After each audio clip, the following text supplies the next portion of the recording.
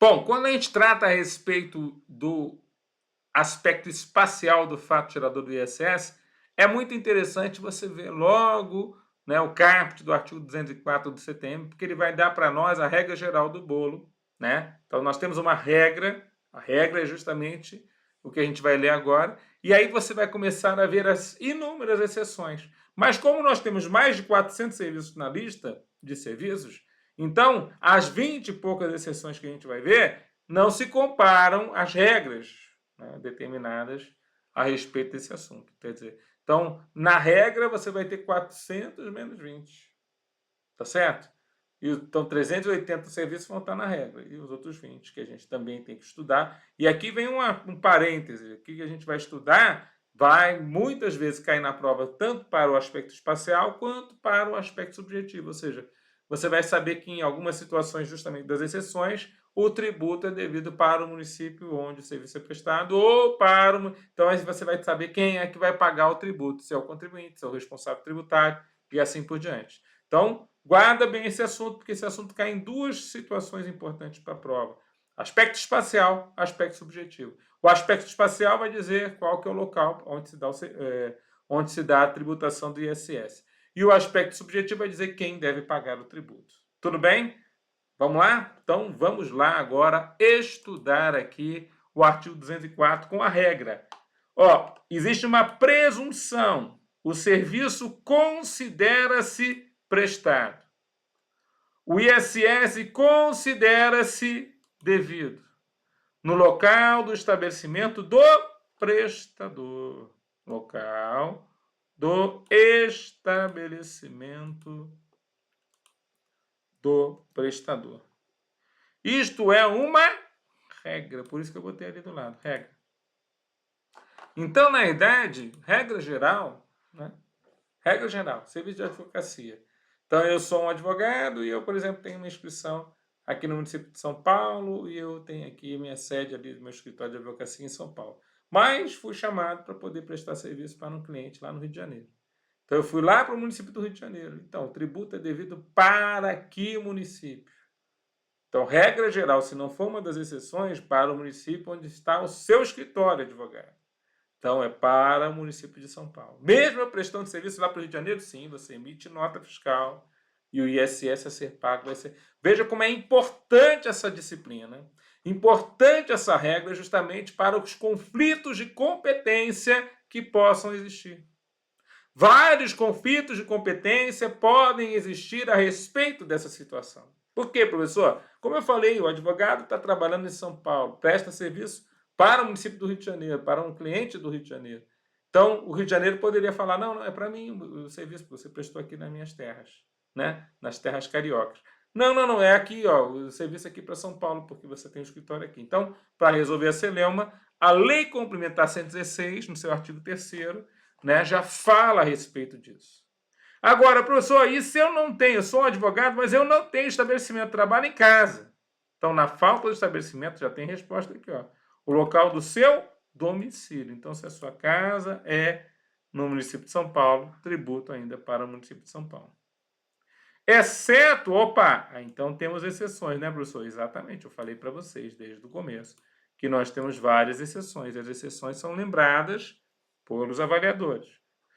Exceto nas seguintes hipóteses, quando o imposto será devido no local. Olha lá, no estabelecimento do tomador ou do intermediário de serviço, ou na falta destes, né, ou tomador ou intermediário de serviço, ou onde ele está domiciliado, se ele não for pessoa jurídica, se ele for pessoa física, na hipótese do parágrafo 1º do artigo 202. O que é esse parágrafo 1º? Estamos falando na hipótese das importações. Então, nas importações, eu vou buscar encontrar não o exportador estrangeiro. Veja, não tem como eu pegar o exportador estrangeiro e, a princípio, cobrar o tributo dele aqui. Mas eu vou pegar, né, o tomador ou intermediário de serviço no Brasil. Então, nas importações, eu vou pegar o importador, né, o tomador do serviço. Né? Se ele não tiver aqui estabelecimento, eu pego o seu domicílio. Agora, quanto a demais serviços, veja lá. Serviço de instalação de andaimes, palcos, coberturas e outras estruturas. Tributo para o município onde estão sendo instalados. Aí ele fala, conforme serviço descrito no subitem 304 da lista prevista no caput. Serviço de obras de construção civil. Então, o tributo não é devido para onde está a construtora, mas sim onde está sendo executada a obra. Isso é uma baita de uma exceção importantíssima para a prova. Serviço de demolição. Não é onde está a empresa de demolição, mas sim o local onde está sendo feita a demolição. Serviço de edificações em geral. Veja que construção civil tem várias situações, né? Edificações em geral, estradas, pontes, portos e congêneres. Então, não é o local onde, a princípio, está a construtora, mas sim onde está sendo prestado serviço. Serviço de coleta de lixo, varrição, coleta, remoção, incineração, tratamento, reciclagem, separação, destinação final de lixo, rejeitos e outros resíduos quaisquer, né? Então, falou de lixo, a matéria é onde está sendo tratado esse lixo, onde está sendo varrido esse lixo e assim por diante. Tudo bem? Então, veja, já temos aqui, ó, várias exceções. São 6 exceções aqui na primeira telinha. Vamos para outras. Serviço de execução de limpeza, manutenção, conservação de vias e logradouros públicos, imóveis, chaminés, piscinas, parques, jardins e congêneres. Então, quem faz aí a limpeza, local onde está sendo prestado serviço para onde é devido o tributo. Serviço de decoração, jardinagem, corte e poda de árvores. Onde está sendo feito serviço, o município está sendo feito serviço para onde é devido o tributo. Né? São exceções, não é o local de onde está o estabelecimento do prestador.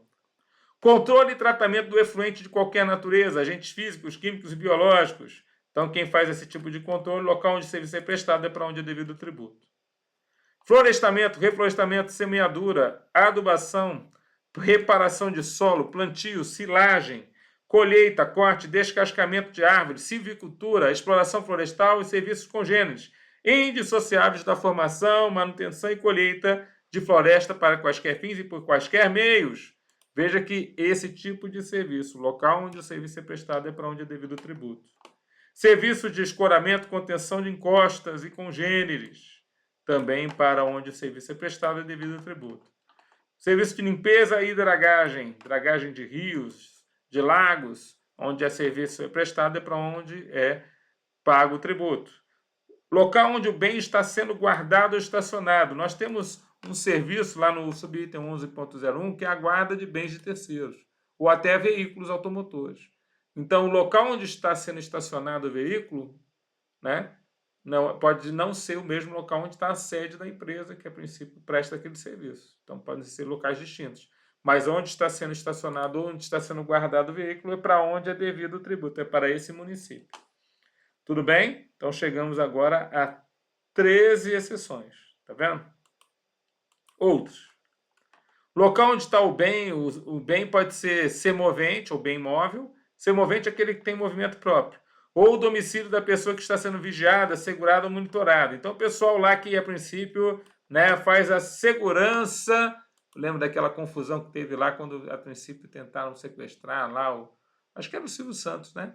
E tinha uma equipe de segurança lá.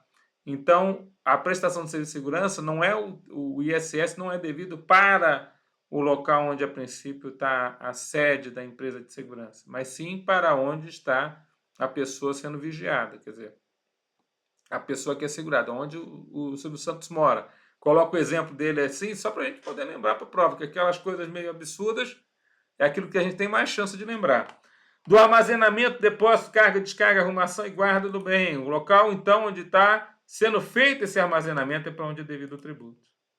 Local de execução de serviço de diversão, lazer, entretenimento e congêneres. Então, ó, parque, diversão, né, shows, espetáculos, tudo isso o fato gerador vai ser o local onde está sendo montado lá, né, a barraca lá do circo, por exemplo, cinema, né? Então ele fala, todo serviço descrito no item 12, que é justamente de diversão, exceto 12.3, que é a organização da diversão, né? Quer dizer, é o planejamento, o local onde se faz o planejamento do que vai ser feito, esse vai ser o local do estabelecimento, ou seja, volta para a regra. Quando ele fala exceto 12.13, eu volto para a regra.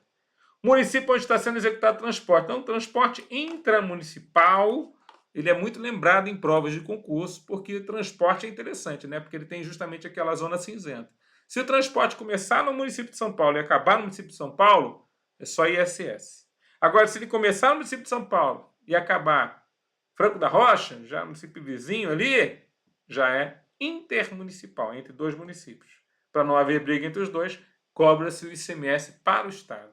Então já sai da competência municipal e vai para a competência estadual. Então a gente tem que sempre olhar a origem e o final da prestação de serviço de transporte, para a gente poder reconhecer se o tributo é municipal ou estadual a ser cobrado. Tudo bem? Origem final não é o trajeto, hein? Não é o trajeto. Então, se você pegar um circular, que a princípio circule por São Paulo, né, município de São Paulo, vá para Franco da Rocha e você volta para São Paulo, e você contratou para você ficar só dentro da rota ali, não, eu quero dar uma volta aí de busão. Então, o início e o fim foram São Paulo, né? São Paulo, voltou para São Paulo. Mesmo tendo ido para Franco da Rocha, porque é o trajeto, você vai pagar ISS para o município, porque o que importa é o que você contratou, início e fim do trajeto. Tudo bem? Bom, local do estabelecimento do tomador da mão de obra ou da falta de estabelecimento onde este tem domicílio. Então, estabelecimentos que, a princípio, terceirizam mão de obra, o local onde está esse estabelecimento ou domicílio é para onde é devido o tributo. Local onde está acontecendo a feira, a exposição, congresso ou congênere, a que se referiu o planejamento, organização e administração, no caso subitem 17.09. Então, onde está sendo executada a feira é para onde é devido o tributo. Local onde está o porto, aeroporto, ferroporto, terminal rodoviário, ferroviário e metroviário, também é para onde é devido o tributo. Regra geral, né? Quer dizer, então vários são serviços que são feitos no porto, no aeroporto, né? Então a gente não vai se preocupar aqueles serviços são feitos no porto, no aeroporto, né? A gente vai se preocupar em pagar o tributo para o local do município onde está o aeroporto, o porto, o ferroporto, terminal rodoviário, né? Rodoviário é local, então, né? Então, na realidade, ele se torna assim um grande atrativo, né? Você tem um porto dentro do seu município, porque muito ISS vai ser arrecadado para o município, tá certo? E aqui vem aquela situação, ó, chegamos no 20, né? Chegamos no 20. Aí começa aqui os probleminhas. Olha lá, quanto vermelho que eu botei aí nessa tela, né? Por quê? Porque quando ele fala lá dos subitens 422, 423, que são os planos de saúde médica, e o 509 é o plano de saúde animal veterinária, ele mesmo coloca que isso aqui é uma exceção, porque aí você deveria cobrar no domicílio do tomador. Nem vou grifar com amarelo, porque não está valendo. Porque o que acontece? Isso aqui ficou com eficácia suspensa e recentemente, né, o STF declarou que a princípio não deve ser cobrado. Então, ó, vou até cortar aqui, ó. Eficácia suspensa por medida cautelar da ADI 5835. A ADI já foi julgada, né? E aí o que acontece? Já não está mais com eficácia suspensa. Já não vamos considerar mais essas exceções. Então, as exceções que tinha para plano de saúde, qual que era a exceção, professor? Olha só a confusão que era. Porque o plano de saúde, a princípio, a sede da empresa, por exemplo, a Unimed, ou a Amil, ou qualquer outro grande plano de saúde que você tem, todo o tributo era devido para o local onde estava a sede. Então, o município onde estava a sede pagava, recebia aquela vultuosidade em ISS, todos os serviços prestados por aquela prestadora de serviço de plano de saúde. O que acontecia era que, a princípio, resolveu-se mudar a nossa lista de serviços e dividir esse pão em várias fatias, ou seja, aonde está o domicílio do tomador de serviço? O seu João, né? Então, o domicílio do tomador é que ia determinar para onde era devido o tributo. E isso começou a gerar preocupação, porque aí o credenciado, por exemplo, podia morar num lugar, mas o dependente dele podia morar em outro, e aí gerou um monte de coisa. Tivemos mudanças na lista de serviço a respeito desse assunto, e agora, por fim, o STF falou, não tem que usar isso aí não.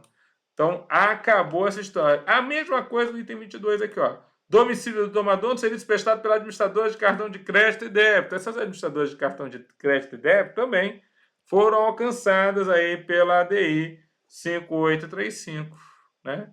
E, a princípio, você vai considerar... Veja, por que eu estou citando e depois estou cortando? Porque esse tema, ele é bem reconhecido. Essa ADI já está rolando aí, estamos com a lei de 2017, está rolando já há algum tempo, e agora foi definido finalmente. Mas esse tema é interessante para uma dissertativa. Falar das operações de cartão de crédito e débito e a dificuldade que é para os municípios, por exemplo, tributarem cada operação de cartão de débito e crédito de acordo com a alíquota daquele município, para aquele usuário de cartão, para todo serviço que ele tomar, E a princípio antes era uma coisa só, que ele pegava todo o valor a princípio que foi usado, foi cobrado nessas operações de cartão de crédito e tributava para o município onde estava a sede, porque, né, o local onde está o estabelecimento do prestador é a regra geral. Quando botou na exceção, gerou um baita de um problema. Tinha município que isentava esse tipo de tributação, outros cobravam com uma alíquota, outros cobravam com outra. Uma loucura, sabe? Loucura, loucura, loucura. Bom, o STF foi lá e acabou com a farra, acabou com essa situação também. E a terceira, né, são os contratos de franchising, franquia, e os contratos de arrendamento mercantil, que também 1004 e 1509, onde o tomador de serviço deveria, então, ficar com a obrigatoriedade de pagar o tributo, mas também o STF declarou nessas três situações aqui que não deve prosperar essa circunstância. Então, ó, por que eu estou citando-os, mesmo eu entendendo que estão com eficácia suspensa? Por causa de vocês terem uma prova dissertativa em mãos. Então, vale a pena. Eu vou fazer até um videozinho, eu acho bem legal a gente falar sobre essa ADI aí, porque ela trouxe novidade e acaba que o aluno fica preocupado se aquilo ali cai. Se você gostou, né? Gostou aí, dá um toque aí e fala aí, pô, professor, faz aquele vídeo lá da ADI 5835, lá do STF, porque ele pode realmente cair na nossa prova dissertativa. Seria um importante assunto a ser tratado com os senhores. Bom, aí ele fala assim, ó, existem algumas agora as colocações interessantes aqui a respeito do nosso assunto. Ó.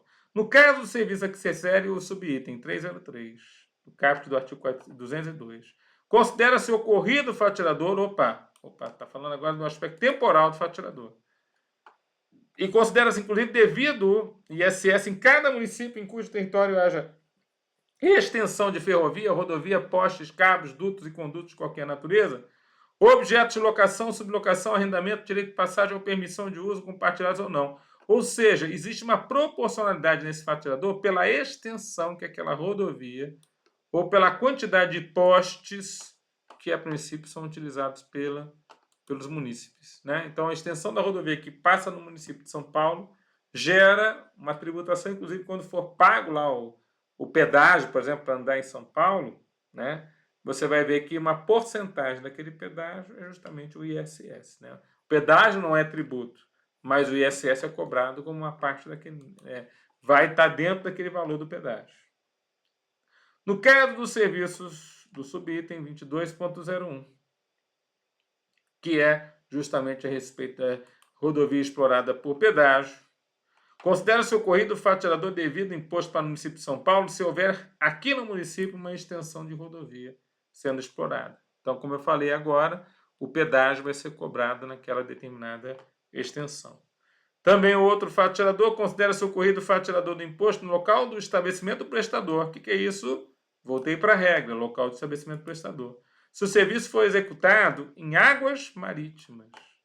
Então, o serviço, quando é executado em águas marítimas, ele não vai ser cobrado no local onde está o porto, mas volta para o estabelecimento do prestador. Então, é muito interessante ali no Rio de Janeiro. Em São Paulo, nós não temos, né, a situação do porto, né, não temos a situação do porto, mas tem várias empresas que, por exemplo, devem ser sediadas em São Paulo e prestam serviço lá no Porto de Santos. Se prestarem no Porto de Santos, o tributo o ISS é para Santos, porque foi feito no Porto. Se prestarem em águas marítimas, o tributo é para São Paulo, onde está a sede da empresa. Você entendeu esse exemplo? Pô, esse exemplo é legal, hein? Vou botar aqui, ó, na telinha para vocês verem, porque normalmente se eu tivesse numa sala de aula eu ia fazer esse desenho para você entender. Então a empresa X tem sede em São Paulo. Então, se ela presta serviço no Porto de Santos, então a gente vai colocar aqui, ó, ISS para Santos. Tudo bem? Agora, se ela, né? Se ela, por exemplo, essa mesma empresa de São Paulo, se ela presta serviço em águas marítimas, ou seja, fora, além mar, né? Não está mais no porto, agora o ISS vai para São Paulo. Tudo bem? ISS, então, fica para São Paulo. Então, um exemplinho simples, mas pode cair na prova. Vale a pena o meu aluno conhecer, já fiz aqui o exemplinho para você entender como é que poderia cair na prova facilmente esse tipo de questão, tá bom? Voltando lá na telinha. Na hipótese do prestador de serviço estar situado em município que não esteja cumprindo o disposto no artigo 8º-A da Lei Complementar 116/2003, ou seja, que está aplicando uma alíquota abaixo de 2%, né, dando algum benefício fiscal para isso. Para isso, você tem que ler a Lei Complementar. Eu dei 3 aulas aí para vocês a respeito da Lei Complementar. Estudem antes daqui, porque eu falei para você que é matéria pré-estudar isso aqui que a gente está estudando, tá bom? Então, ó, nessas situações onde o município não está cumprindo o que está no artigo 8º-A, o imposto será devido para o município de São Paulo, caso o estabelecimento do tomador ou intermediário de serviço, ou na falta de estabelecimento, o domicílio do tomador esteja aqui localizado. Então, se o estabelecimento que prestou serviço não está cumprindo, quem é o tomador? Se ele está aqui no município de São Paulo, ele vai ter que pagar o tributo para o nosso município, se ele está aqui localizado. Tá certo? Bom, aí ele fala assim, ó, outras situações de eficácia suspensa. No caso ainda do serviço de franquia e arrendamento mercantil, o valor do imposto será devido para o município de São Paulo, caso a pessoa física ou jurídica tomadora intermediária desse serviço o tenha declarado como sendo seu domicílio tributário, também com eficácia suspensa, e a gente já sabe por quê, né? Como o STF já se manifestou dizendo, ó, não vai poder cobrar no local onde está o estabelecimento, perdão, no local onde está o tomador de serviço, então fechou, aqui já não cabe mais. Também aqui, ó, parágrafo 6º, no caso de serviço prestado pelo administrador de cartão de débito e crédito, previsto no subitem 15.01, os terminais eletrônicos as máquinas das operações relativas deverão ser registrados no município de São Paulo, caso o tomador ou intermediário desse serviço seja aqui domiciliado. Também ficar suspensa para nós, sem efeitos, né, de acordo com o posicionamento aqui do Supremo Tribunal Federal. Tudo bem, pessoal? Vocês entenderam aqui que o Supremo já se manifestou a respeito nessa situação? Muito bem, professor. Agora eu vou com um tópico aqui importantíssimo, né? Um tópico aqui deveras importante, porque ele vai falar a respeito do conceito de estabelecimento. Mas a aula já ficou boa e eu vou encerrar por aqui. Próxima aula vamos falar sobre o conceito de estabelecimento. Fiquem com Deus, bons estudos e até a próxima.